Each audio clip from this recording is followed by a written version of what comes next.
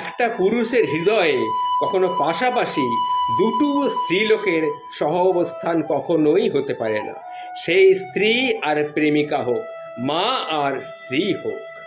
আর এই সহাবস্থানটুকু না থাকার জন্যই আজকাল আর একান্নবর্তী পরিবার দেখা যায় না, খুব বেশি দেখাই যায় না। একজন পুরুষকে যে মা আর স্ত্রীকে নিয়ে সুখে শান্তিতে বাস করছে এরকম আর দেখা যায় না।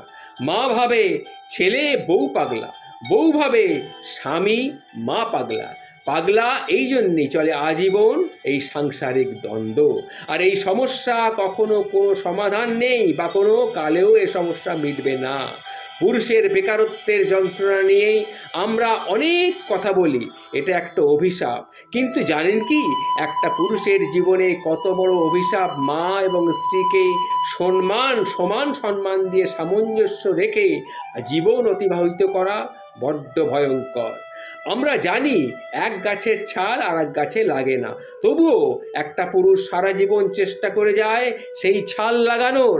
আখেরে দিনের শেষে তার ব্যর্থতায় মুচকি হেসে তাকে বিদ্রূপ করে চলে যায়।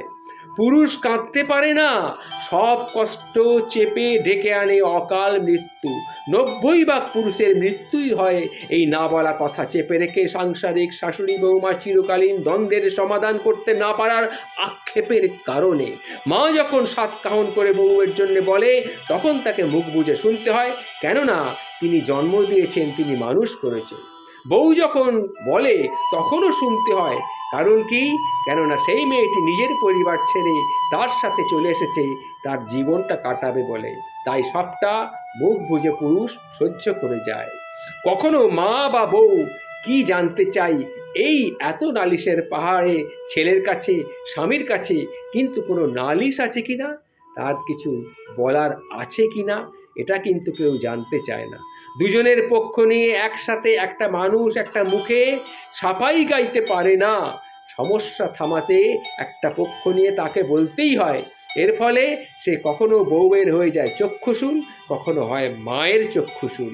অনেক পুরুষ আছে যারা এই সমস্যার সমাধান করতে না পেরে রাতের পর রাত কেঁদে বালিশ ভেজায়।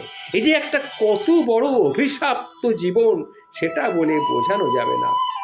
আজ যেমন বেকারত্ব সমাজের ভয়ঙ্কর টেনশনে রেখেছে সবাইকে, তেমনি সংসারের আদর্শবান পুরুষের ভূমিকায় থাকাটাও সংকটজনক হয়ে পড়েছে। স্ত্রীর মায়ের জন্যে স্বামী কিছু বললে যেরকম গায়ে লাগে, তেমনি স্বামীর মাটাও কিন্তু মা, তার জন্যে কিছু বললে তারও কষ্ট হয়। কেননা মা যেমন হোক তবুও তো সে মা। সবসময় মায়ের জন্যে কথা শুনতে ভালো লাগার কিন্তু কথা নয়। আবার মা যখন স্ত্রীর জন্য ছেলেকে বলে, মা কি একবারও ভাবে না যে ছেলের সে ভালোবাসে, সে ছেলের সন্তানের মা? তাই একটু নিজেরা মানিয়ে নিয়ে চলুন না। মাঝে মাঝে পুরুষটিকে ধরে কেন চিঁড়ে চ্যাপটা করছেন বলুন তো? মা, স্ত্রী বা কন্যার কাছে আমার বিনীত নিবেদন, এইভাবে সংসারে পুরুষটিকে মেন্টাল টর্চার করবেন না। সেও মানুষ, তারও একটা সময়ের ক্যাপাসিটি আছে, শোনার ক্যাপাসিটি আছে, তার সহ্যের ক্ষমতা আছে। যে পুরুষ ঘরে থাকে তার তো শুনতে হয়, শুনতে কানে তালা ধরে যায়।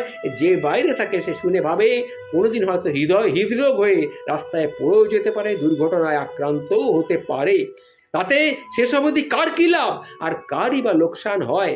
যে যাওয়ার সে তো চলে যায়, আর আপনি তাকে হারিয়ে কি পেলেন? সমস্যার কি সমাধান? নমস্কার। লেখাটি সংগৃহীত একটি লেখা পাঠ করে শোনালাম।